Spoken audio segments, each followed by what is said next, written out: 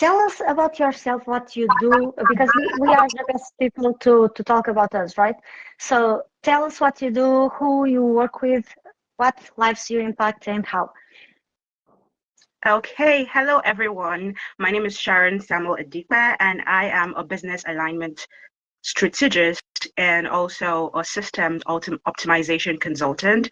In case that went top over the head, it's just simply that I love to help my ideal clients, which are basically visionary entrepreneurs who are scaling their business to higher profit years, but they don't want to do that by having to leave themselves behind, by having to work longer hours. They're looking to scale, but they want to be able to realign with what truly matters for their business. So basically, that's what I do. I support them in realigning their strategies. We work on embodying leadership for their ideal CEO identity as the visionary in the business so they can start taking actions like delegating where necessary so they can start really stepping deeper into their visionary leadership position and stop trying to micromanage everything. So a bulk of what I do is to support them in realigning and really just simplifying things to make it, just like you said, to help them work smarter instead of harder. I know that my ideal clients, they are hard workers. Like, we want to put into the work.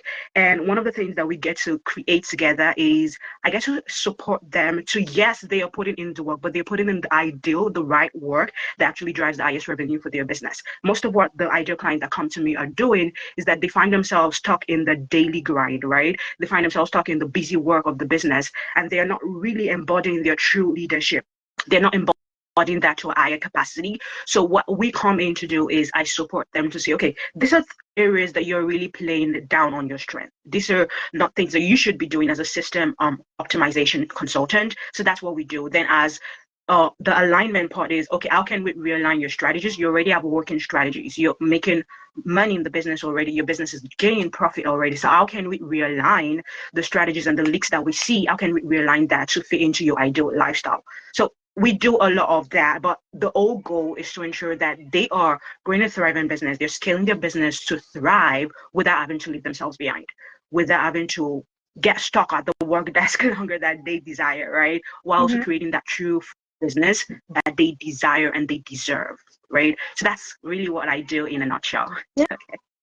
and that's very impressive, and that's very very valuable also, because many of us tend to focus so much on what we do that we want to do everything, right? And when it comes the time to delegate, many of us are not prepared because we think that the others don't do as well as we do, right? So when you see people trying to scale their business, normally what you see their the mistakes, because I believe that when we don't know, we do many mistakes, right? And when we try to scale, sometimes we don't start um, having the help in the right area of our business. Do you see that? Sorry, could you reframe the question? I'm not sure if I get you quite well. Yes, yes. So let me refer. When you have entrepreneurs wanting to scale, do you see them starting making mistakes on the people they are contracting to help them in the areas? Do you see them focusing in an area where they should focus in another one? Okay, so if I'm trying to get you, you were talking about when entrepreneurs were starting to scale their business and then they come to me for support. Like, are they having mistakes trying to get people who are aligned with the vision? Are you talking about the people part of who comes in to support them? Or are you talking about Yes. the role that they start to take on? No, the people they want to support them. Okay, most of the times it's because, okay, here's what we do. Why? And I believe that can be a challenge, right? Bringing in people that might not be the right fit for the business, which is why the bulk of what we do is we ensure that you have standard of operations, for example, set up, and then you are also ensuring that they are aligned strategies there is an operational process that is already set up so that the people that you bring in, first of all, they know what they're doing, right? They know that they know what the system looks like, because you are the boss, you're the leader, you're the one who came on with the vision, who started with that vision. So you know what actually is working to bring in the clients, to make sure your marketing is working. You just need to be able to step away from the day-to-day and trust others to delegate. Now, here is, I believe that, yes, that challenge can come, that, okay, you're calling in people and they're not the right fit, but this is where you start to act as the leader. One of the things I personally believe is, even the people that you bring in, and even if you have SOPs and all of those things created, it's still important that you allow them to share their own creativity. So you are not just bringing in people who want to be who want to just become yes man to you. You want to bring in leaders also. So while we don't really focus on the team building aspect, we help you prepare, right, to be able to ensure that you are leading yourself first. So when you are finally ready to have the team in place, you know that you are bringing in leaders. You trust them. They have their SOPs provided to guide them. And even when they start to work, right, when they start to do the thing, they know that you trust their input, which is very, very important as visionary leaders. It's not about just bringing in people and then you're expecting them to do exactly what you tell them to do. I still believe that there is the need for you to trust them enough to allow them to also bring their own creative juices on the table. But of course, their foundation needs to be put in place, which is what we support clients in doing. The structure, the systems need to be put in place. And even if you have that already, we help you refine. So most of the clients, they probably already have a team. Some of them don't, right? But even when they do, they are realigning their structure, their strategy, their systems with their own original vision. And so that's where the realignment piece comes in. So when you definitely have those people coming in, they're like, yeah, I love the process working here. I see that my the CEO trusts me, and I'm fully supported to be able to also lead in my own different, in the tasks and the responsibility committed to me. So I'm not sure if that answers your question. Yes, But it answers. And now I want to take a step back, because you okay. were talking about being a leader. And yes, we are not all also not only leaders with our clients, but we need to be leaders in our business, right? So what needs to happen for us to be a leader prepared to ask for help? Okay, I believe what needs to happen first to become leaders prepared to ask for help is to recognize that your vision is far beyond, or the purpose. I'm just going to start with this: the purpose that you are you're sent here for, because that's a bulk of what we do is around purpose, right? The purpose that you're sent here for is beyond that business. Like I feel like that should be like the first embodiment. The purpose that you're sent here for is beyond that business, and that purpose is bigger than you, right? Whether you like it or not, that purpose is bigger than you, and you definitely need people, right? Because the purpose is, first of all, is beyond your business. It's beyond what you can put your energy to, because it's so massive, right? I believe God has sent us here for something really beyond us, and we definitely will need people to support that vision. And so I believe that when it comes to, oh yes, I'm trying to micromanage, right? And we want to have that control over every single thing. I want us to really step back to ask ourselves, are we serving that bigger purpose in a good way by trying to do everything, when we know that this purpose is bigger than us, it's bigger than you, it's bigger than the business that you have, and it needs people, right? So that's the very that's a very first mindset ascension that I really invite people to.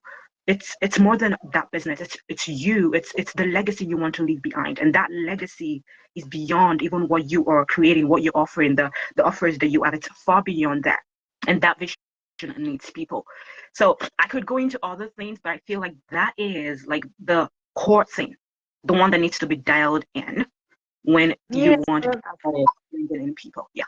yes, I love that, and I also believe that that is important, not only to scale, but to start. Because if we don't have a purpose, the why we are doing, we can feel lack of, and I don't want to say energy, but didn't want to also repeat the purpose word, but we need to envision why we are waking up every day to Absolutely. go to work, right? Because we started our own work, and we need to have that vision vivid so we can keep working on it, being solo or starting with a team.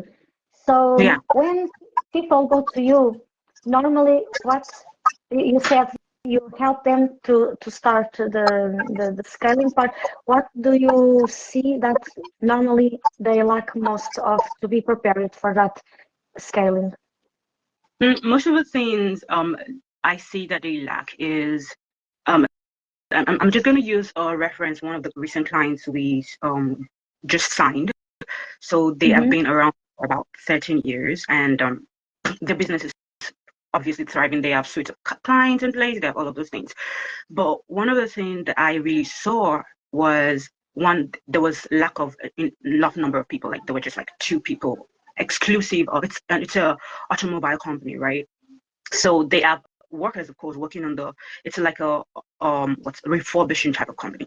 So they have, of course, workers working on the vehicles and all those things, but the internal area of the business running itself, they like just 2, right? And so the CEO is doing, some things by himself, most of the things by himself, really. And then there's the manager who is like trying to juggle a lot of things. So what I obviously see, and most of the clients is they lack operational structure, right? So they are trying to even still manage multiple things by themselves that could have been automated, right? They're still trying to even if the business is thriving, right? It's maybe not injuring the profit coming into the business, but it is eating up on this business owner himself, right? He doesn't have enough time like he would want to, is not being able to ascend into his role, the true role as a leader, or is focusing on only the strategic aspect and the strategic development and being able to delegate that.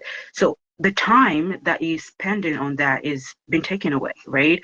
Which is basically a few of the things, one of the core things, right? The time that they could have spent on other things, probably they want to start looking at pursuing a creative exploration. For example, maybe they are multi-passionate like me, for example, and they want to be able to pursue other multi-passionate passions that they have, and maybe they can't do that because they have to follow up on this client, or they have to do this other thing, so that they feel like, oh my god, Sharon, I'm micromanaging, I am trying to do every single thing myself, I just want to free up, I want to create spaciousness for myself, right? That's one of the core things of this, right?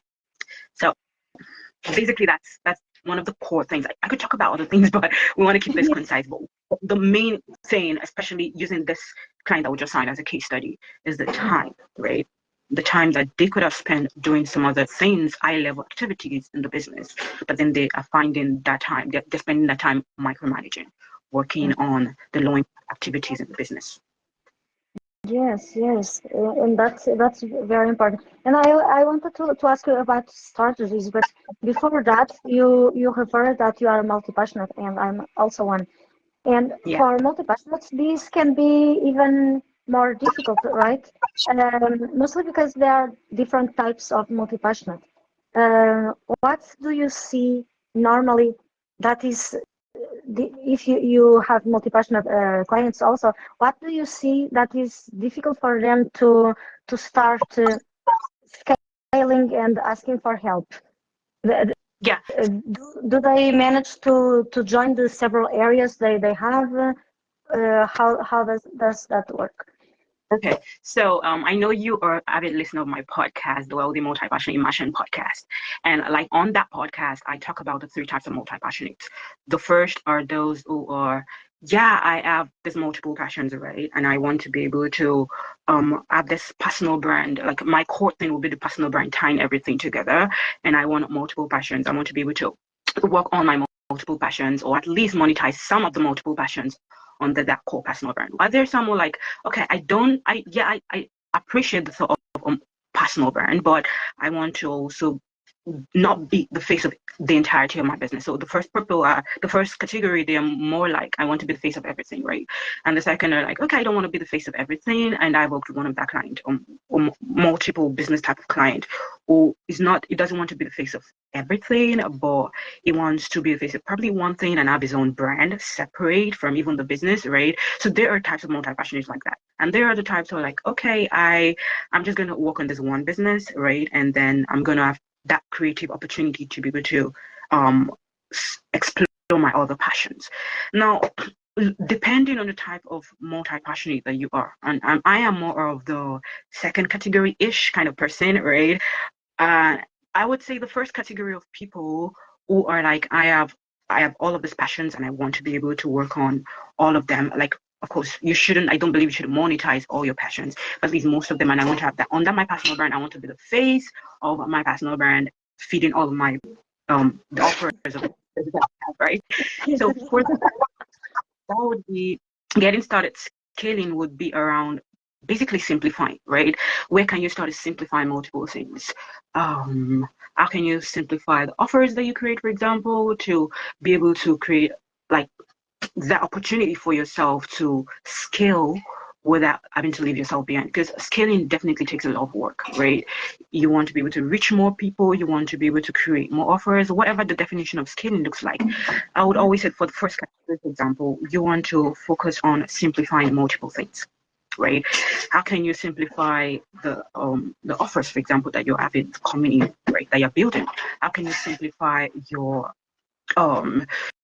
business structure entirely? How can you simplify the way you're marketing the business so that even when you are showcasing yourself as a personal brand and having that front end, you are still able to say, okay, I am the brand of my business, I'm the face of my business, but as well, I have that time to be able to also just live life, right? Because even if you're the face of the business and you have multiple things under that brand, your business is not everything about you, right? There's still so many things about you. You're probably still mom, you're probably still your dad, if you're a man, you have siblings and you have other things, maybe a passion project that you're not monetizing that you want to also have that time for.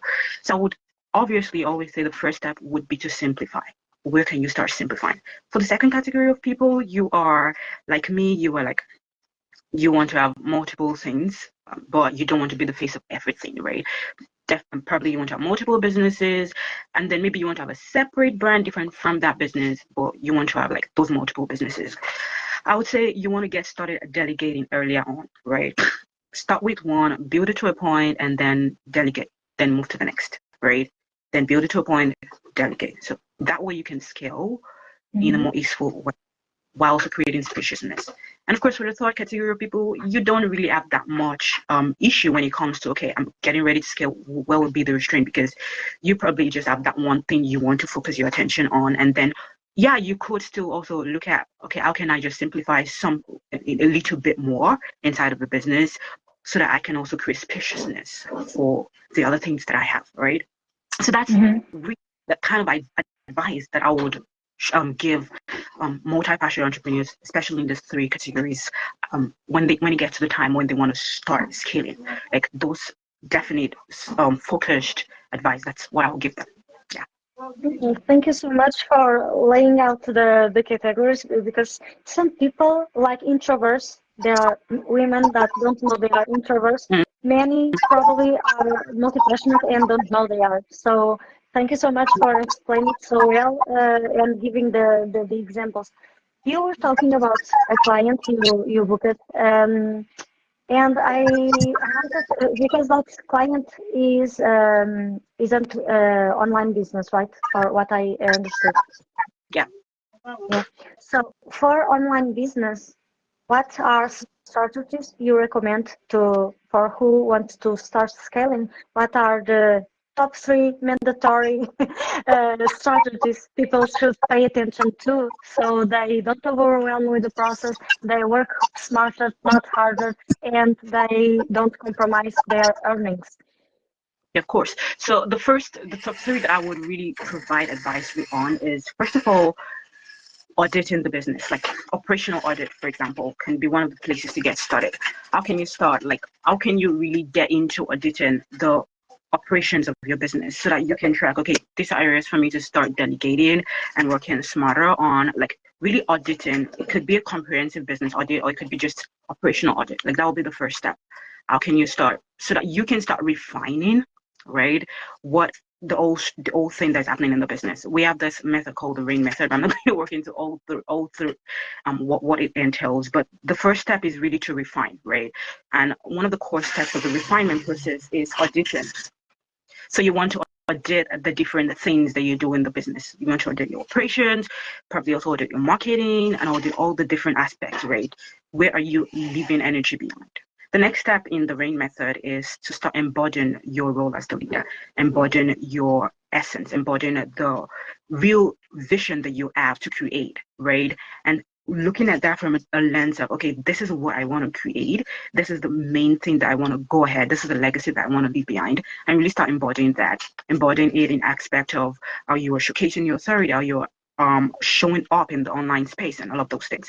Then the third part, you said three, so I'm not going to go through all the steps. The third part, I'm just going to concise everything. The third part is to implement, right? That's where we start building the systems.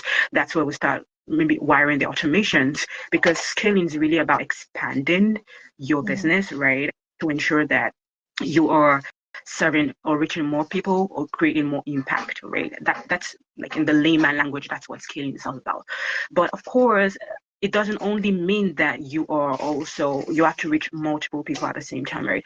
I see scaling as being able to expand your impact. So what I mean is this: you can scale with a course, you can scale with a one-on-one coaching program.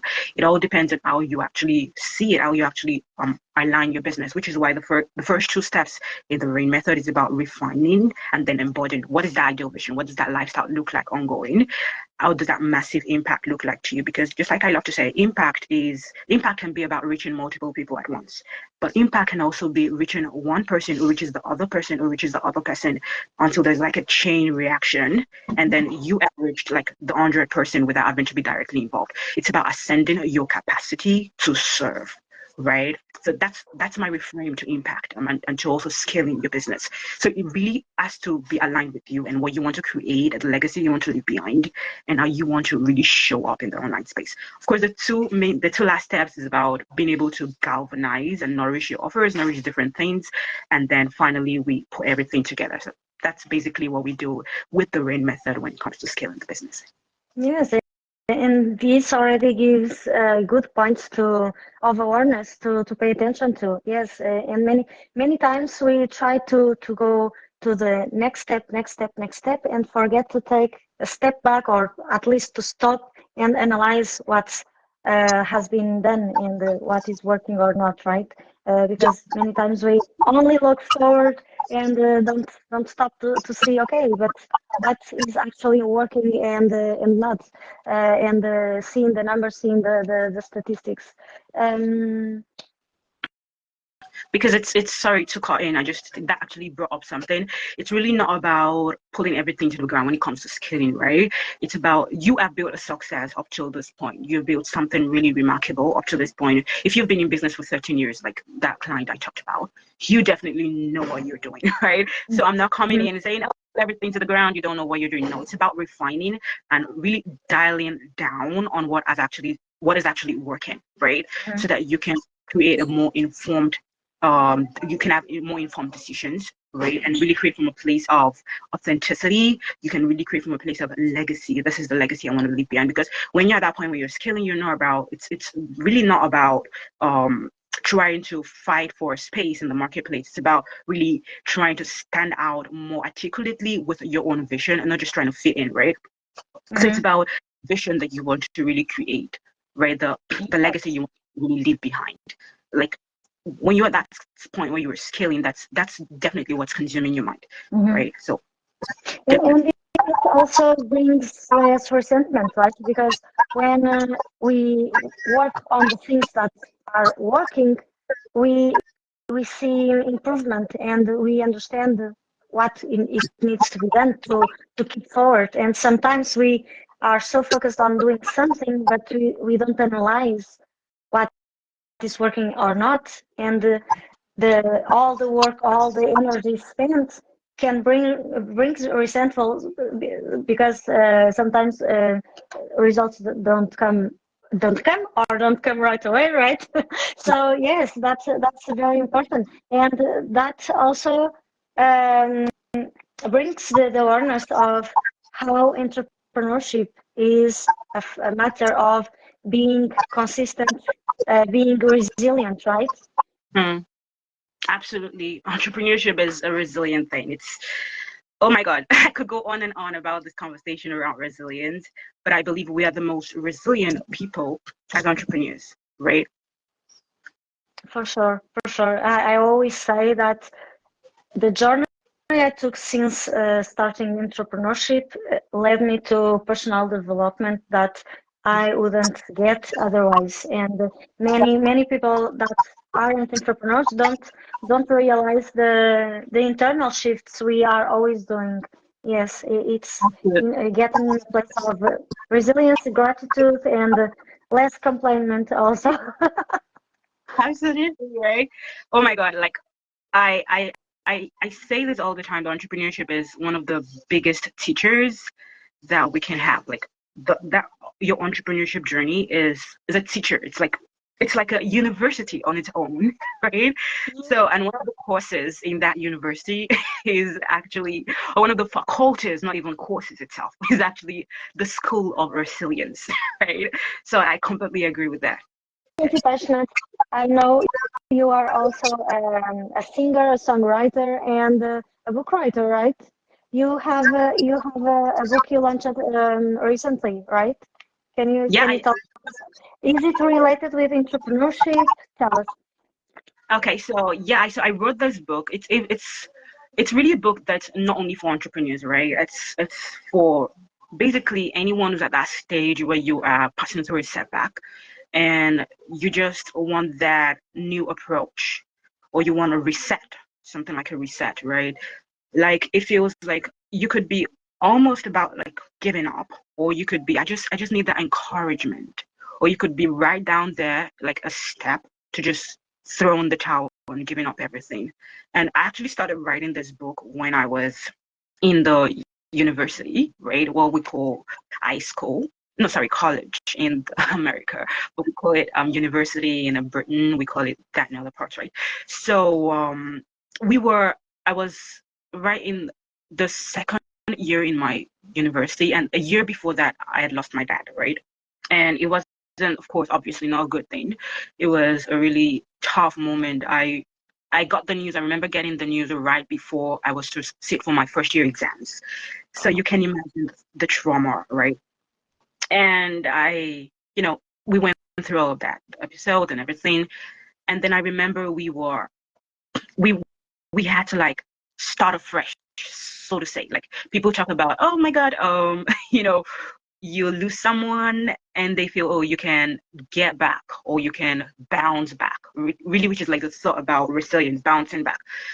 But I soon discovered that it's not really about bouncing back. It's really about giving yourself that grace to go through the process and to become a more aligned version, right?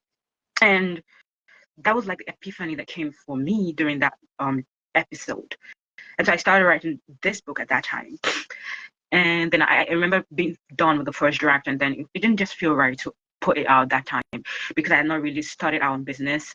And I said, okay, let me try something new. My dad was the entrepreneur back then. I really didn't want anything to do with entrepreneurship. I wasn't the girl who knew she was going to sell lemonade or something, or the girl who sold lemonade, the normal entrepreneurship story. I was selling lemonade to my neighbors and all of those things. I didn't really want anything to do with entrepreneurship, to be true. Like I just wanted to live a normal life, probably go become a singer, and get a job somewhere. And then I had to let go of my dad's businesses after it passed. And it wasn't a pleasant situation. I felt so bad after a while. I was like, oh my God, what did I just do? Right? And so the journey started from into entrepreneurship. I said, okay, I'm just gonna start entrepreneurship if like to just remedy my wrong. Like that was the unconventional path that I took. So when I actually got into entrepreneurship and then I started saying, oh my God, this actually requires resilience, right? So the book started expanding more and more.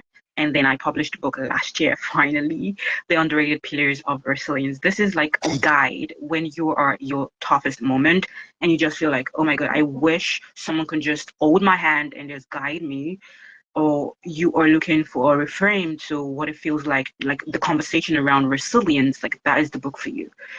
yeah, so I wrote that book and I finally have it published. And of course, that's the story behind the underrated pillars of resilience. Yes, and so it is for a broader audience, but it relates so well to entrepreneurship because entrepreneurship is an emotions roller coaster, and yes, we need to be resilient because we can do everything, but we cannot control everything, right? We cannot control the result of our actions in being physical or emotional. So yes, it's so important. Yeah, You will it's share with me the link of the book, right? So I can put on the description. of, of course I will do that. I'll share the link. Perfect. Yes, it will be a pleasure to share that with the audience. Yes, so let me know if you want to share anything else with the audience. We are introvert entrepreneurs community. About what you shared today, do you have any further insight you want to share with us? Yeah, so as an introvert, I personally am one, right? Many people might not like might just have that brand new exposure to me and think, oh, she's absolutely extroverted, but I am your everyday introvert. I also am that girl who go spend a day outside and then have to take the whole day to rest the next day, right? I'm that kind of girl. So, as introverts, one thing, especially building the business, I would say we are the biggest, or what I call it, the biggest benefit to ourselves, right? Seeing ourselves from a whole new light of, I've got that inner power, right? There was a time, and really allowing yourself that grace to learn, right? To experience the business, to really experience what's happening with you, like internally, externally, really allowing yourself that grace to process, right? What is going on, especially if maybe you're scaling or you're looking to cut your work hours in half or whatever you want to do or whatever you want to create. Allow yourself the grace to actually, first of all, learn what it takes and then give yourself that grace to actually experience the person that you get to become while achieving that result. So you're looking to scale and get into your next profit year, or you're looking to really scale and really reduce your hours, cut your work week in half, or cut your work hours in half, right? Which is one of the things that scaling actually support, like in the way we teach in my world, right? Being able to scale the business and ensure that you're creating more profit or you're sustaining your profit without having to work more hours, right? And even having to cut that work hours. And it all starts with being able to delegate, which is conversations that we already have had. Allow yourself the space to step into your leadership role. But even while being able to do that as introverts, it's really important that yes, you are learning the skills that it takes to achieve the results that you desire, but actually also give yourself grace to actually go through the process, right? I know that might sound cliche, but I believe it's really sound advice for any introvert out there. I remember when I just started out in the entrepreneurship world and I was just trying so many things, affiliate marketing, I didn't know exactly what to do. I've been in so many industries.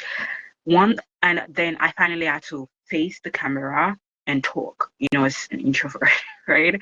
That is one of the worst nightmares for us. I remember what facing the camera and like just sweating, and my tongue would just be up to my throat, and I couldn't just say anything. And what I did was to take it on my own pace, right? I gave myself that grace. I didn't try to rush into it, get it done. Like let's just go for it. Let's get it done. Like what they say. But I give myself grace. And just look at me right now, like a far cry from what I was back then.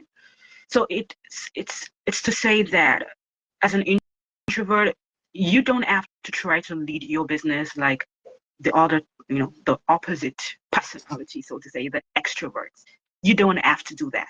You can lead your business in the way that aligns with you, in the way that feels right for you. You can take it on pace. It doesn't have to be a fast lane sort of journey for you. It can be a slow paced journey, and that's fine, right? As long as you know that you're creating something that you will be proud of, right? So that's basically the final insight that I would really want to offer to us introverts, right? My fellow introverts in the house. So beautiful and so well said, and it's so true. And when we try to do the extrovert way, we Mhm. end up disconnecting with ourselves, and we end up overwhelmed and Yeah, many times burnout also, right? So it's so important to embrace our nature and to act accordingly to it. Yes. So absolutely. how can we find you and connect with you? Of course, so I am on Facebook. I am more active on Facebook, and I I'm not on many platforms. I'm not on many social media platforms. Recently, I decided to cut back from solely marketing on different on sorry, solely having social media as my primary means, but definitely I'm also on YouTube, where I also generate one of the ways I generate leads for the business is on YouTube. So I'm on Facebook and I'm on YouTube. You can find me on Facebook, Sharon Samuel Adikpe, and then on YouTube, Purposefully Ambitious Sharon, where I share tips around being able to step into your leadership position, aligning your business with your vision and your values, and also some system optimization tips. So that's the place to go for insights for me. And also I have um, a free book or a free workbook for everyone who is interested. I call it the Aligned Work Week workbook, which I'll of course be providing the link. So you can join that download that workbook to get into my email community.